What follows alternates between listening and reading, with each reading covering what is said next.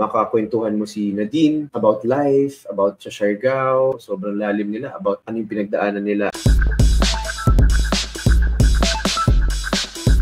Since nabanggit mo naman earlier yung Road Killer, isa to sa mga talagang nakakakuha ng positive reviews, no?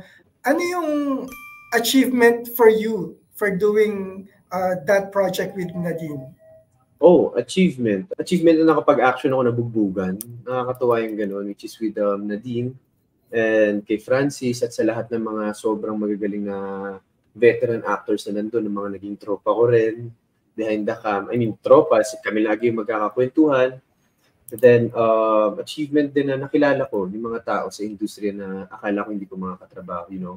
Makakwentuhan mo si Nadine about life, about sa Siargao, mga views niya sa life, and yung mga aktor na talagang, alam mo, hindi mo inaasahan, chill-chill lang sila, magtatanong lang, ilang sequences ho ako, anong oras ako magpaka, pero sobrang lalim nila about ano yung pinagdaanan nila at ano yung take nila dun sa career na tatahakin mo, you know, yun.